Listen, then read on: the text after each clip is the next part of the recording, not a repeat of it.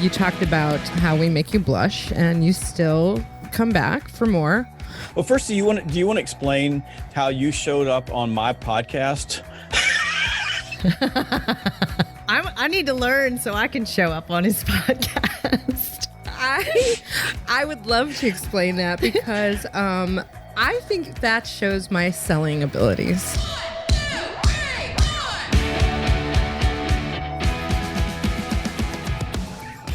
Hey, Warners, welcome to Women Your Mother Warned You About, The podcast that makes business sexy again. I'm Gina Tremarco, sales trainer and consultant at Pivot 10 Results and founder of Carolina Improv Company that's back in business. Woohoo! Woo woo! And I'm Rachel Pitts, mommy, wifey, mortgage loan officer with U.S. Mortgage, and creator of the Ultra Fit lifestyle. So excited about this today. It's a great episode. You guys are going to love it. Oh my gosh. I don't even think we need to read his bio because he's been on our show so many times. Three. Jeb Blount, everybody knows I had a business crush on him. I still have a business crush on him, especially because I'll be working with Sales Gravy University soon. So super excited about that because if it wasn't for this show, I don't know if that would be happening. So what do you think of that? I don't know. What's really, really fun about this episode is now that we've had the honor of having Jeb on our show a couple of times. It's more of, it's a little more relaxed. He feels relaxed enough to drop the F-bomb a few times in this, which was, it's interesting when you meet somebody that you just kind of have a little bit on a pedestal as we have with, just because he's so knowledgeable and respected in the sales world. And then all of a sudden we're like, he's like us. He says, fuck too. Woo! That was a hoot. So yeah, sit back, everybody. This is about virtual selling and Jeb's new book. I'm not even going to go through his bio because it'll be in the show notes, and most everybody listening to us know who Jeb is. So go sit back, get ready for a really wild ride with some great knowledge nuggets with Jeb Blount.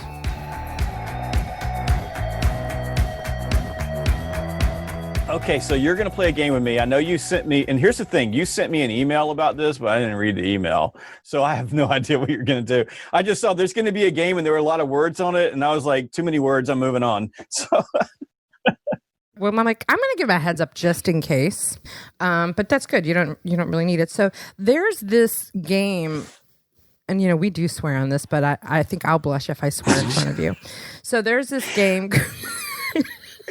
I know you're going to come to our studios, but you recognize that our second word around here is the F-bomb. Like we use it as an adjective, a noun, and a verb in every other sentence. We're just clean not on video. Important. So you're welcome to... Okay, then, because we're not clean. So for the I'm like that. I feel you. You probably won't. You'll share it. You'll still share it. So the game is called, and correct me if I'm wrong, Fuck, Marry, or Kill. Is that right? Fuck, marry, or kill. Now, is marry so a your person answer, but we've or changed marry it. is getting married? Okay. The other version is kiss, keep, or kill, which was the clean version that we came up with for... We came up with a clean version. Now, do we even need it now? So the clean version is kiss, keep, or kill. So one of your answers has to be kiss, keep, or kill to the following questions. Okay. So here are the three things: virtual selling, face-to-face selling, phone selling. Which one are you going to kiss? I'm going to... Or make love to. Kiss, phone selling. Wait a minute, that's not a fair question. I'm keeping them all. We're trying to establish which one you prefer is the whole game, Jeb. Right, but the problem is that I got to kill one of them. What's the other one? Fuck, marry, or what? Kill. You still kill it. You fuck it or you kill it. I want to fuck it and keep it. So I'm gonna because I like all of those. I mean, so we're going to get married to virtual selling. We're going to keep in person, because it's not going to go away. We're still going to do some in-person selling, and we're going to bang the fuck out of the phone. How about that? Excuse my language, everybody. Y'all ever hear me cuss? Like, I'm so very I do it all the time when I'm in private, but I just, so how is we bring I know, the but fuck how was out that? of you. Was that? I mean, that was awesome. improv. That was good. That was good. That was amazing. Well, and really, and to be a great salesperson, you really have to be the master of all of them, don't you think? Yeah, absolutely. You got to be good at all of them. I mean, all three of those are important, and phone and virtual. I mean, the phone is the ultimate virtual tool. And I guess, you can also say there's benefits to fucking, marrying, and killing. Definitely. Definitely. Thank you for playing. Do I get another question? Is that the only one I got? I mean, I like the game. I thought you had more. That was it. Well, give us a second and we can come up with some, probably. Well, maybe we'll come up with some more along the way. How about that? How about we improvise that? Okay. One of the things that happened a few weeks ago, I had invited you to come to one of my virtuals, and you schooled me really fast, which is part of leading to this conversation about your new book, Virtual Selling. And I wanted you to come see me in action on the Improv virtually for the reasons of us working together. And we got on the phone for like an hour and a half, and you gave me some really great schooling on it. In all seriousness, that opened my eyes. That is part of this conversation today of what goes into a virtual training and speaking world. And I know exactly what you're talking about. Speaking to a camera, and even right now, I can't see you guys because I'm looking at the camera, so you feel me looking at you, right? And if you're not getting any feedback, especially on like a Zoom webinar, and it's just you in an echo chamber, is anybody out there? It takes a while to get used to that. And I had said to you, I said, well, I'm just trying to feel out this like improv in a virtual world, and I'm throwing things at the wall. And you're like, I don't believe in throwing things at the wall. I'm like, okay, all right, I'll take that too. But when you're not used to doing anything but improvising and being live in front of people, and now you have to learn this whole new way of doing things. I'm not uncomfortable in front of a camera at all. It's just the interaction piece of it. And how do we go virtual? And then you told me about the new book I was like, already you're writing another new book? How do you do this so fast? So Jeb, I have this question for you about virtual selling. Did you already have the book Virtual Selling in your pipeline prior to COVID happening? Or did you immediately start working on that when the pandemic began? So I think it was like March the 20th, something like that. It was towards the end of March, and it was right after all this happened. Like, I finished up the audiobook, went home, and we're faced with this brand new world. And I was in the shower, which I do a lot of thinking in the shower. Like, I mean, crazy as it sounds, I write a lot of books in the shower. And I'm like, virtual selling, I got to write this book. So got out, went downstairs and called my editor up in New York and said, I got this crazy idea, Shannon. I mean, and don't laugh at me, but we're going to write a book from scratch, and we're going to get it on the market in 60 days. And what do you think? And she said, okay, let's do it. I'm like, because I was expecting that she was going to reject me, because I was always prepared for, what am I going to do if she says no? Because I really don't want to have to self-publish a book. So she said, let's go for it. To their credit, I had a contract in hand the next day, and the book was on Amazon 2 days later. Like, the book cover you see right now, they got it to me overnight. We did a couple of changes on it, and we dropped it up. I love this book. I love the book cover. I think it turned out great. And then we sat down to write. I do not recommend it. This is the longest book I've ever written. It was 85,000 words. And I think I could have kept going because there's so much to write about here. And we basically flipped it around. I had it to them in 60 days. We spent another couple of weeks of really hard editing to get it out on Kindle. So it came out on Kindle in June. And then the hardcover just came out a couple of weeks ago. And we would have had the hardcover out, except for COVID screwed all the printing presses up and nobody's coming to work. So it took a little bit longer to do that. But no, it was purely from scratch in that moment. But I think this is one of the things that I keep hearing this over and over again, but I think a lot of people are waking up and they're realizing in this particular world that, of course, COVID and any kind of a crisis like this exposes cracks, and it exposes any business that, as Warren Buffett says, has been swimming naked, right? It exposes all of that, but at the same time, it puts us in situations where we suddenly start doing things that we never thought was possible.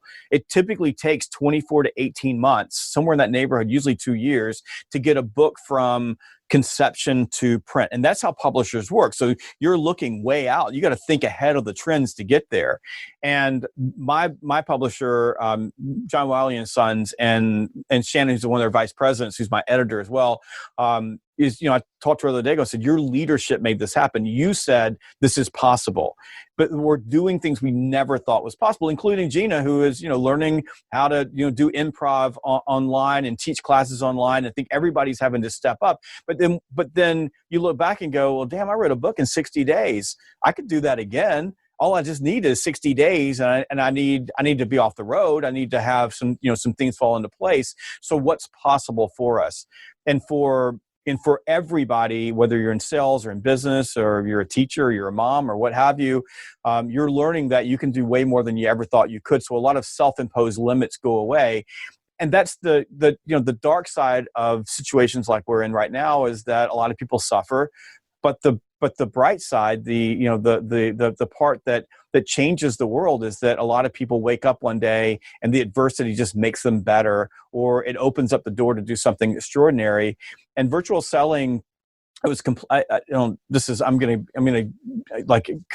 guess it's, since I'm with y'all, I'll just share, because you guys overshare with me too. So do it. tell us. On Friday, I was completely overwhelmed. I mean, on Friday afternoon, I was just in a place where I don't even know how you call it. I was just almost in shock. This book is doing so well. It is doing better than any book that I've ever published. It's number 12.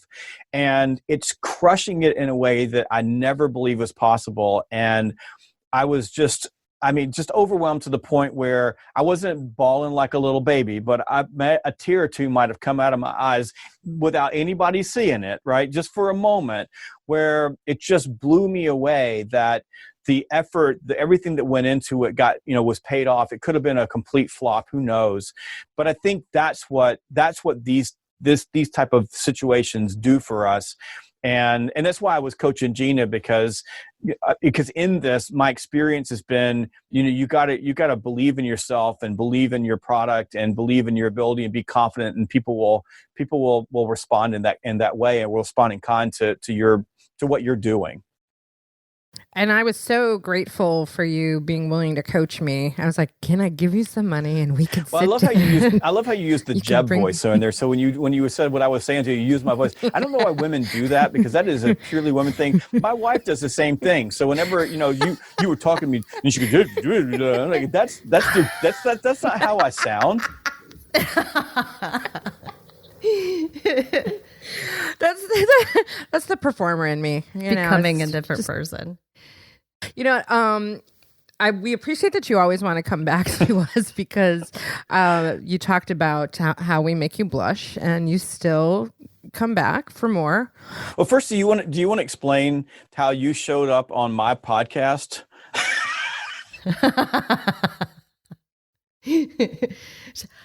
I need to learn so I can show up on his podcast. I would love to explain that, because I think that shows my selling abilities. I think so. I was telling someone else's story. I've told a few people this story. I show up to this wonderful clubhouse set, which I can't wait to visit very soon, and Jeb's getting all ready, and he's got one of his people there getting him ready, and I'm on the other end at home on a Saturday morning, and he's like, "Okay, I'm ready." And I go, "Okay, I'm ready."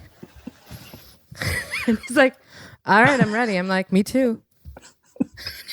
This dead silence. And then he goes, who's interviewing who? Are you interviewing me, or am I interviewing you?" And I'm like, "Well, Jeb, we just had you on like 2 weeks ago." I'm like, "You're interviewing me."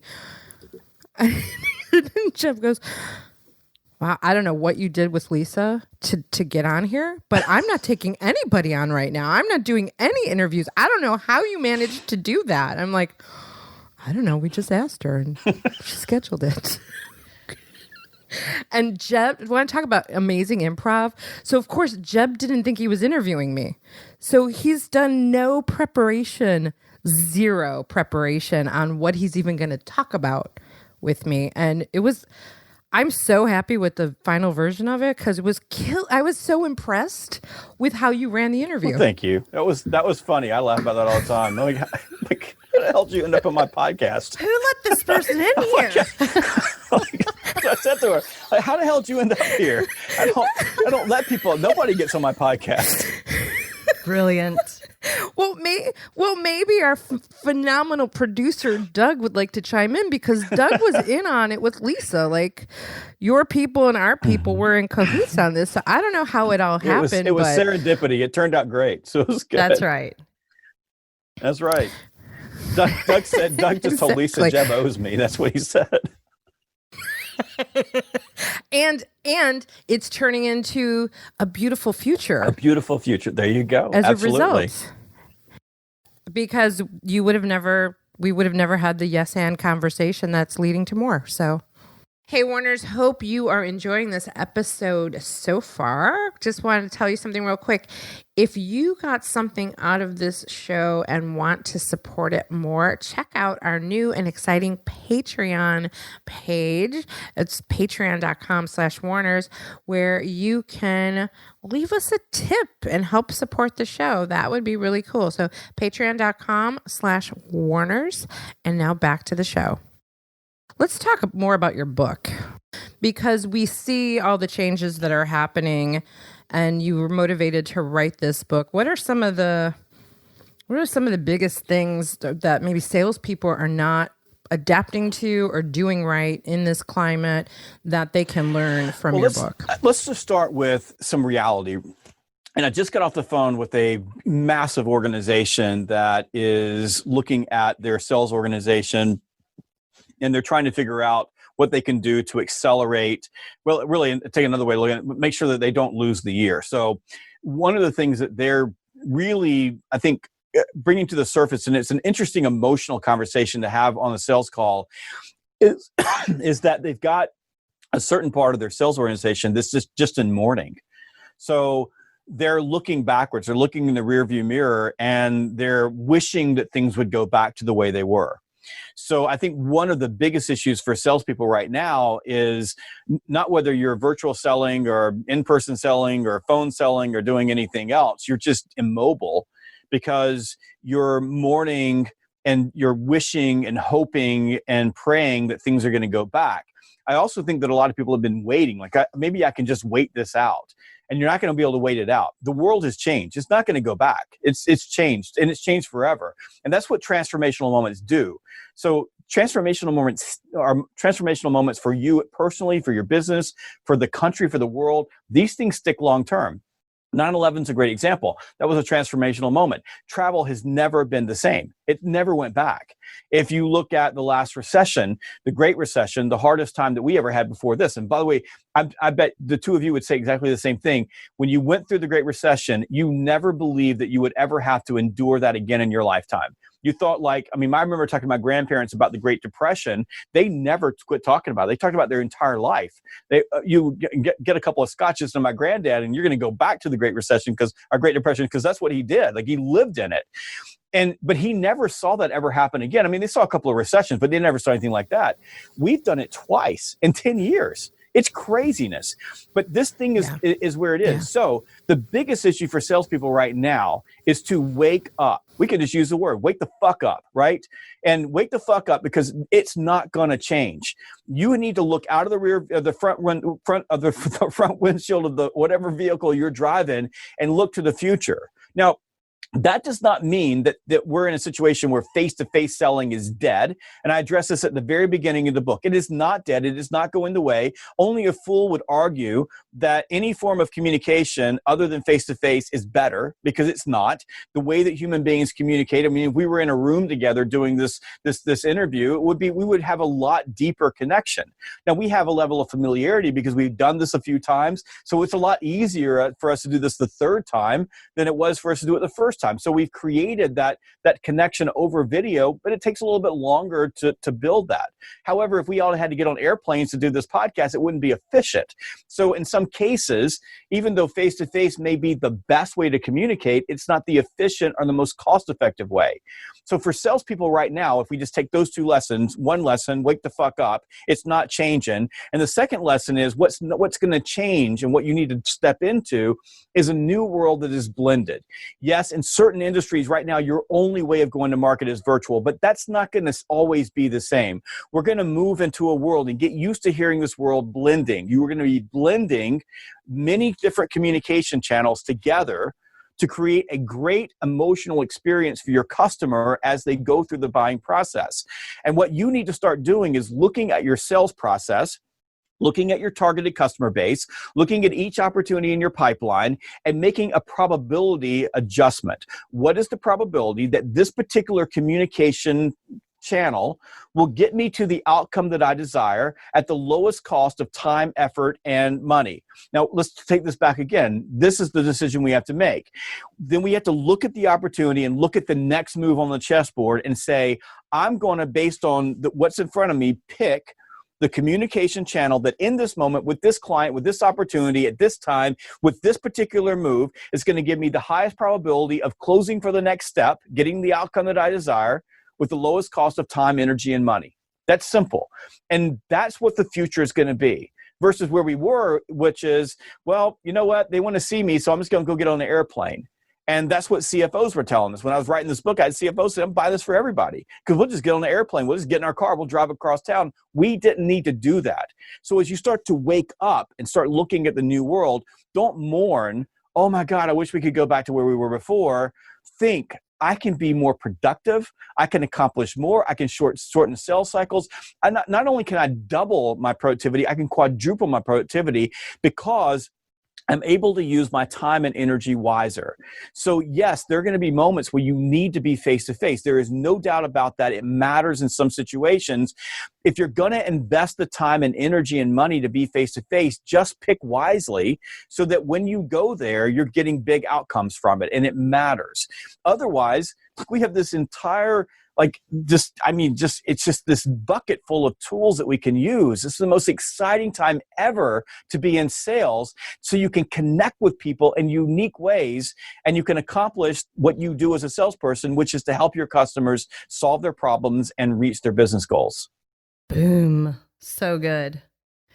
Do you think that in today's world, because it's interesting that this pandemic has created, as you were saying in a nutshell, so much opportunity.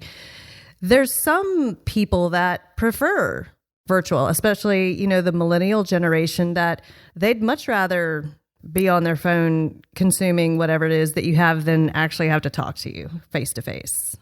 Do you agree with that? I think that, my son who's a Gen Z explained to me yesterday, people in my generation don't like to blah. And I just said, you're making a massive generalization that's just not true. Because he was saying, people in my generation don't read books. And I go, I had a Gen Z yesterday ask me for an autographed copy of a book. So you can't really say that, right? You don't like to read books. That's what you're saying. So I think that every human being out there, right, that says, I value my time, is going to try to pick a way of managing their time. I think when you deal with, say, millennials and Gen Zs, and I'm a Gen Xer, but I'm way more millennial than most millennials. That's the truth. But if you pick those groups, are they going to be more accepting? So if I come to someone who's a Gen Z and say, can I set up a video call?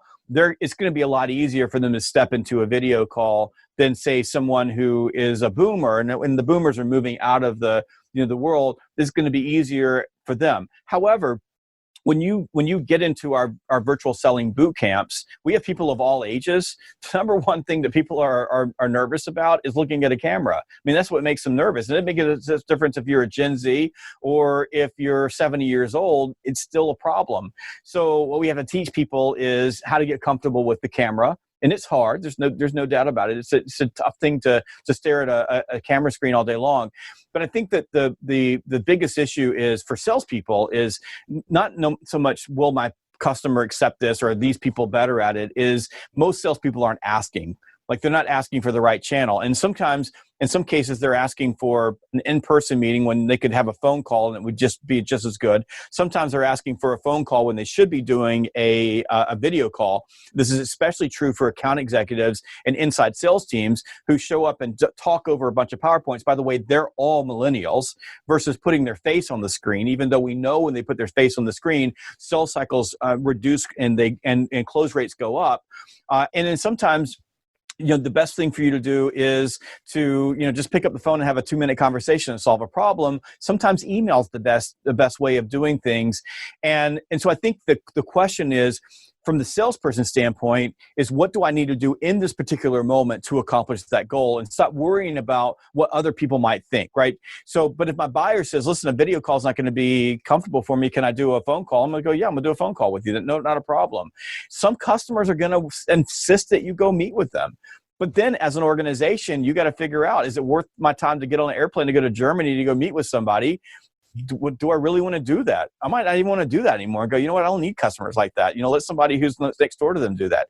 So I think that overall, rather than saying, like some people, this person, I'm much more around the probability. I'm much more around salespeople being intentional and asking, and also not confusing people by, for example, grabbing the invite off the Zoom and sending the person the entire invite, which got about 400 numbers on there, and having that person figure out randomly, is it a video call or is it a phone call? I mean, who knows what it is?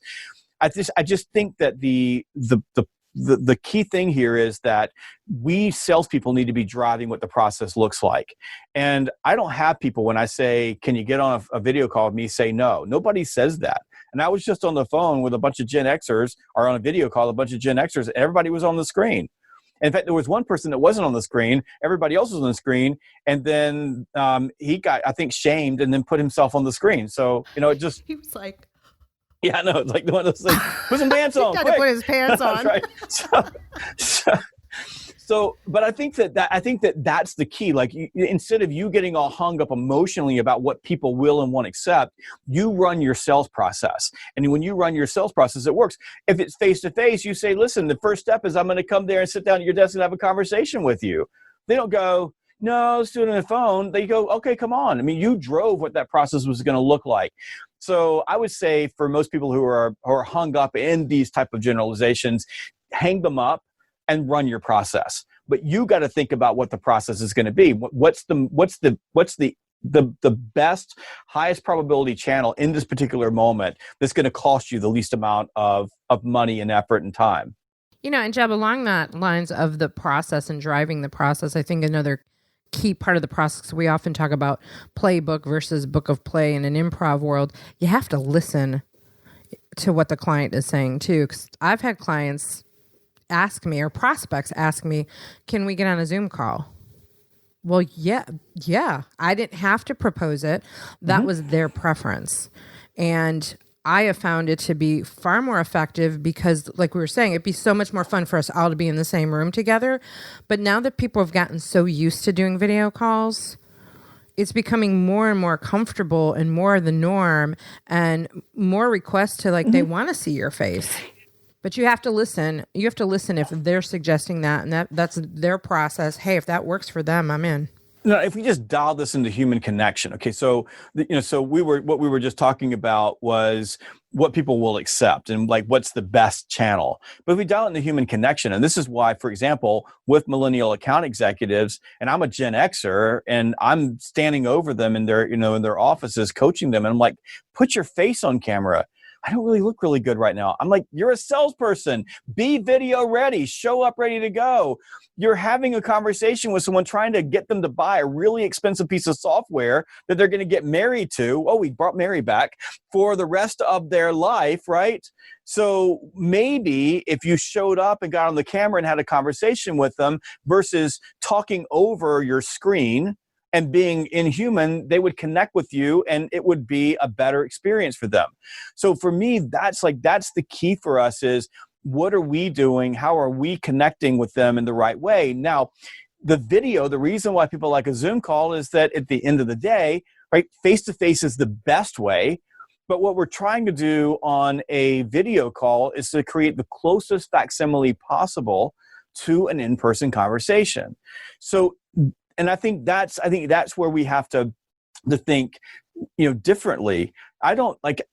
We sell deals overseas. When we go, to our clients that are in different countries, I don't ever get on an airplane to go close a deal in a different country. The whole thing is on video, everything. And it's been that way for years. So if there's one thing that you can do, if the client says, I want to be on a Zoom, it's raising your game. And I think this is super important, because if you're a millennial or you're a Gen Zer or whatever, you have to change the way that you're dealing with people. You need to lift it up. You got to be better. So, and just even just your, the backdrop, what's behind you, how you look on camera, your lighting, all those things matter greatly. So, when you get in your car, if you're a field salesperson, you get in your car to go see people, you dress for success. Almost everybody dresses nicely. Same thing happens on the camera. You got to act like you're mean to be there, and that you're going to a sales call. And if there's one thing, and Rachel, I'll give you this on the millennials and the Gen Zs, I'm having pretty hard conversations with people about, you can't show up to your sales call wearing a hoodie and a backward baseball cap because it makes you feel like you're cool because you have a job in San Francisco, but you're talking to a business owner who's 57 years old in Des Moines, Iowa, and that ain't gonna play in Des Moines, Iowa. So you need to start, thinking about how you're dressing, how you look, and I have to explain to a lot of these, the younger salespeople that are coming up, because they'll tell me, well, I'm just being the authentic me. And I just like, if you're being the authentic you, authenticity without regard to your audience is arrogance. Ooh, that is a great quote. Did just you right there in the book. It's in the book. I wrote the book, but it is my quote. As you were talking, you were giving me anxiety about my backdrop, because if you guys are listening to this podcast, Jeb has a fantastic backdrop with all of his plethora of books and things that he's produced, and Gina's got a nice backdrop, and yeah. I've got a picture of the dog up there. I like there we that. go. I received a gift in the background. I like it. I don't know if you can see it. Somebody gave that to me last week. James Beatty. So that's pretty good. No, you have a really nice backdrop. So one of the nice things about your backdrop is that you have a window behind you, but you've got a good enough lighting in front of you, so it's canceling out the light coming from behind. I like the windows, and there you go, ring light, and then Rachel, we were looking at your backdrop. The coaching I would give you is lose the beige wall. So put a picture behind you, right? And then lose that cavernous space behind you, because what happens is when you're in a space like that, the eyes go beyond you and start looking back into the space. So if you're going to have a beige wall, better just to have the wall behind you without the other piece there. But you would want to create, put something, there you go. And then you want a nice picture, like I don't know, I can send you one of these, like a picture of the Sales Gravy book, like we put that over there. Yeah, exactly. Yep. So it's because those things matter now. So it's now that everybody's on Zoom, it's just like anything else. Now you got to elevate. Now you got to raise your game. Well, speaking of that, are there some other recommendations you can make for being video ready? Yeah, I mean the big thing is dressing well. There's a psychological term called enclothed cognition, which simply says that when your brain knows when you're not dressed all the way. So a lot of people, for them, a video call is like a mullet, right? It's business on the top and party on the bottom, and It was good. For the record, I have never gone on a Zoom call without pants on. Like, I don't understand that fact.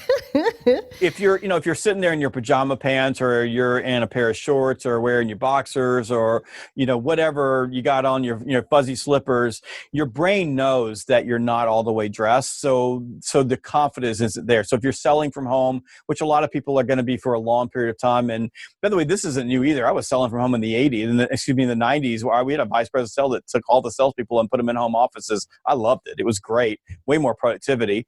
But you need to dress all the way so that you feel the level of confidence, because for more than anything, you're trying to transfer your energy, your confidence, your enthusiasm through the camera.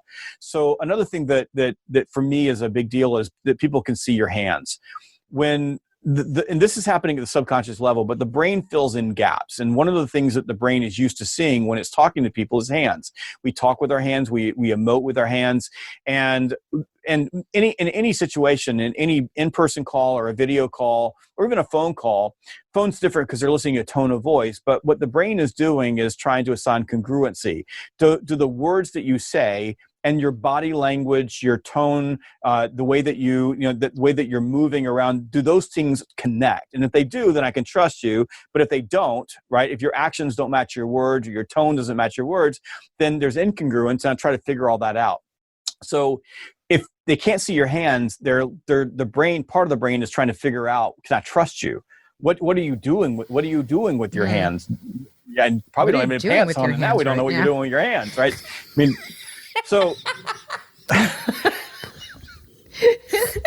Wait, Jeb, can we see a further view of you, because we don't know if you have pants on. And now I need to know if you have pants on. I will admit, all right, though, okay. I will, full disclosure. Custom-made pants, by the way. These pants are made for me. So, full disclosure on what Jeb was just saying. I knew that we were interviewing Jeb today, and I got dressed. I have one of my favorite dresses on and my heels on, and it's true. Like, suit up, show up, be ready. And it makes a difference, because most of the time lately I do work a lot from home, and sometimes I get dressed and sometimes I don't. But I definitely, even with selling, and I was coached when I was in the Tom Ferry coaching program that anytime you're selling, at least be standing up instead of sitting in your chair. And it's the same deal, like, for what you're saying for Zoom calls. Well, that's why I stand up, and the reason I stand up is if I stand up, I can push more energy through the camera, project, and it also allows me to move. So if you're saying something important, like, you'll notice, like, when you're talking, a lot of times I'll move forward. So I lean into it. So if you see me doing that, even if you're looking in the camera, out of your periphery, you can see my body movement. So I'm able to do this. If I was sitting down with you at a table, I would never stand selling up. I sell standing up in person. Like, if I'm in your office, I'm always going to sit down, because if you're in someone's office and you're standing up and they're standing up, it's like you're trying to push people to a decision. It creates a level of anxiety, right? It's a power shift. I want a place where it's relaxed, assertive, and confident in the room. But in a video call, it's different. In a video call, I want to stand up. It gives me better posture. It allows me to move around. I can shift my position. A lot of times, if I'm doing a discovery call, I've got a whiteboard behind me, so I'm writing on a whiteboard. So in my other studio there, I've got a smart board that I write down notes on. So as I'm doing discovery, I pull all the notes off. And I'm just able to just do something that you can't do sitting down. The other problem with sitting down is that most people sit down all day long. And if you notice, if we were to watch, if we were to put a time-lapse camera on you sitting down, you wiggle a little bit, then you lean back, and then you lean forward, and you go over here, and you go over there. And those are, and if we did that over a course of a week, you would see that you have the same body motions and same body positions pretty consistently throughout the day. They're just ingrained habits. So the problem with you on a Zoom call is you're trying to sit, get your good posture in and look up and be excited. But that takes a lot of effort. And then when you start focusing on the person, your subconscious mind takes over the rest of your body. And what happens is you slump over and you lean back and you do all the things that are a habit for you in your chair. So if you just stand the fuck up, right, you won't have that. I said it again. Dadgummit. We've made you into an R-rated guy. It's great. I know. Look at what we've done. But I do say this, people. I'm all the time. They're like, what should I do? Stand the fuck up. Stand up. Stand the fuck up. Like stand up and talk into the camera. There's no reason to sit down. Stand up. Because when you stand up on a sales call, you're going to deliver a much better message. And they can see your hands. They can get you waist up. And you're going to be better off. And you're not going to be doing all these things. And I notice it all the time on calls now. I mean, we're on a call and I watch people, they like over here, or they lean up on their desk like this. And when they lean up on their desk, their head gets really big in the camera. Now, and think about that, right? If your head you lean into the desk because that's what you do, and now you've got this big old head in the camera. Now, think about this. If you were in person with somebody and they got right up in your face, right, just like that, what would you do? You would be scrambling. You'd be like getting away from them. What happens is the sympathetic nervous system that runs, all of the things in your body like blinking and breathing, right? When you see that big old face, the sympathetic nervous system takes over and kicks off fight or flight. So you just scared the shit out of the person that you're having a conversation with that you want to buy from you, right? And then they kill the deal instead of getting married to you. Ooh, nice. Nicely done, Jeb. Well, the other thing about if you're doing a presentation, virtual presentation, like just watching Jeb right now, and if you guys get a chance to see, you can see my boring beige wall and me sitting down and not see my hands. But with what Jeb is doing and moving about, it's more interesting because it seems to me like it's a lot easier for somebody to be on a, presentation and get distracted. And if someone's just sitting there rather than actually presenting as you are right now. Yeah, it's just a better way of doing this. I started standing up all the time I'd say about 4 years ago. And I started doing it on trainings. I at the time, like we've always been doing virtual trainings, but they weren't the greatest trainings in the world. And I would watch the replays of some of my trainers delivering the trainings. I'm like, so it just wasn't great. And we're doing a lot of voiceover PowerPoint versus showing our faces. And I just, one day I'm like, I just don't like this. And I don't even like training on virtually. And I thought, how would I do when I'm training? I stand up. So I stood up. Literally I had a bunch of boxes and foam that I dropped my laptop computer on. So it was sitting in front of me. I'm thinking if this thing falls, it's going to be horrible. And I'm standing up and when I got done, I thought, I feel better about myself. Like I feel like I actually accomplished something, did worthwhile work. And so I started doing it and I pushed my trainers to stand up and they resisted for a long time because it's more comfortable and easier to sit down. But I don't have a trainer working for me now that will sit down and do a training because when you stand up, it's a much better experience for the other person. And that doesn't mean that there are calls where I don't sit down. I was sitting down for a sales call the other day ago. Part of it, I've been on my feet all day long, but it was a very informal conversation, and it was just easy to have that conversation with them. And certainly doing a podcast or what have you, I mean, there's nothing wrong with sitting down and this is what we do. But if you're in sales, like you're delivering a message, they're buying you. So you need to be your best self on that call.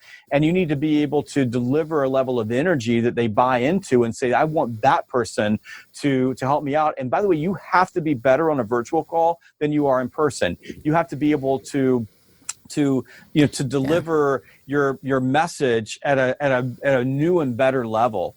And I think when you start thinking about salespeople and just take millennials and Gen Zs, you got to wake up. Like you got to wake up and you got to start thinking, this may be the new way of selling, and that's good. And I love it. And boy, it opens up a lot of doors. But 18 months from now, you can't just hop on a Zoom call and put your big old head right in the middle of the camera and expect people to accept that. They won't anymore because everybody around you is going to get better at this. And one thing we've been teaching people in some of our improv-based sales training is paying attention to the details. So while we're virtual, we still have to be in the mindset of like, I'm there. And I need to pay attention to what's going on in your background and what's going on with what you're wearing. And I'm paying attention to the details so I can find a way to create common ground or something to talk about or a connection point. And the exercises that we do on this are fascinating to see how people really aren't paying attention, and it's forcing them to really get observant, because I think that's also going to be a game changer for people. I'm in violent agreement with you. I think that the details totally matter. And if you were to go on set, and shoot videos for some of the larger insurance companies and financial institutions that spend a lot of money on these videos. And we'll go on set, and we may do all in all maybe 60 minutes of total shoot, like video, and we'll be there all day. We'll get there in the morning, and we do makeup, and the camera crew is there. They spend hours working on the lighting. You'll be in the middle of a shoot, and they'll stop everything because something changed on a cloud, and they go back because they're totally on the details. They've got tape on the inside of your jacket. There's 3 people watching everything that's happening because they're paying attention to the smallest and slightest details. Because and I think this is where people don't really get this. The person who is not paying attention to the details, like, who cares? Like, why does that matter? But what they don't take into account is that the other person, the person that's viewing it, their subconscious brain knows something isn't right. It doesn't know what it is. It just knows it isn't right. And by paying attention to the details, what you're doing is you're bending probability in your favor by getting everything that you possibly can. Like, you're being as perfect as you possibly can in that moment, so that when they walk away, they may not know why they want to buy from you. They just know they want to buy from you. And did I see this right? I do get a lot of emails from you, and like you, I don't get through all my emails. I try to read your emails. Did I see something about a virtual selling workshop? Yeah, at it filled up that University? day we sent it out. So I think we had 7 seats left, and they were gone. I mean, immediately. So we run those on a regular basis. I'll be spinning another one up. We'll start another one in a couple of weeks. So if you go to salesgravy.com, click e-learning on the main menu, it'll take you there, and you'll find our virtual instructor-led workshops. So it's an 8 session, so it's 8 hours, but we take you through completely. We coach you on your look, your framing, and help you with the equipment. And we do tours and show you everything that we use. It's a cool workshop. They just fill up, and we limit them. So we only let 20 people get in at a time, so that we have the ability to have those conversations. I'm teaching one right now. My last class is on Tuesday. And then we're doing a bonus webinar with my tech guys. We could probably get Doug in there because he's a technical genius. So that you can just get and talk to people who this is like the thing that they live for is equipment, and you can have a conversation with them, and they'll walk you through that. So I think I think we're going to be doing some webinars for the people who have bought the book, and they went ahead and jumped into the Playbook, which is free with the book. Well, I wanted to mention it because there's so much great stuff on Sales Gravy University that and because you have an amazing virtual platform, I think that's just another example, especially for anybody in the training arena. That they by the way, that's my very next book. So my next book is called The Virtual Training Bible, and I'm writing it right now, and it will be out very soon. So then I don't have to use my Jeb voice when I talk to you. You can just go in there and read it. Nice. When is that coming out? Because we love your gratuitous book plugs, and we bring you back for every book. You can bring me back if I didn't write a book. I mean, you could just bring me back to play games with me. Well, I mean, Jeb, we're looking for sponsors right now. If Sales Gravy University would like to sponsor this show, we would bring you back on a regular basis. I mean, you could become one of the men of the show. That may be a possibility. I will get that to my Gen Z marketing manager and say, call Lisa. Doug, call Lisa. Quick. Just call Lisa. Lisa will probably give you the corporate credit card, and we'll be all set up. I mean, she's giving you the combination to the lock on the front of my house. Who knows? It's all about I might walk in after work one day, and we're just having a podcast in the living room. So. All right. So, Jeb, where can people get your new book, Virtual Selling? And are there any other gratuitous plugs you would like to make before we go? You can get Virtual Selling basically everywhere. You go to Amazon, Barnes and Noble, iBooks, Google Playbooks, anywhere you want to go, it'll be there. Go pick it up, and then definitely come check us out at Sales Gravy. We got a whole lot of things, including our podcast with Gina that is awesome. And soon Gina's going to have courses on Sales Gravy University. So you're going to get to learn how to do improv that way. And so come to salesgravy.com. It's a fantastic place for you to get a lot of free content that will make you better, including the Yes And podcast, which we featured in our newsletter today. You are so good. You are so good. Jeb, thanks. We will see you soon. Thanks for being here. Bye y'all. Have See you later. Thanks to Jeb Blount for being on Women Your Mother Warned You About today. And thanks to our Warners for listening. To find out more about our show, go to womenyourmotherwarnedyouabout.com and you can find out everything you need to find out about this show. Myself, Rachel, Keith Walters. Where is Keith Walters? He's missing in action. You can also learn more about me at GinaTramarco.com if you want to know more about that. And Rachel? You can find me all over social media as The Singing Lender and now my new business, Ultra Fit Lifestyle. And you can find me at both of those locations, thesinginglender.com and ultrafitlifestyle.com. And we would love it if you would give us a shout out to anybody that you know that could use information that you heard on this or any other podcast that we've put out there. Surely someone in your sphere needs some help with virtual selling. So the best gift that you can give to us is to share our podcast as a gift to someone else. Amen. And I'm going to do a Jeb Blount, as he always says, gratuitous plug, because he has taught me that phrase.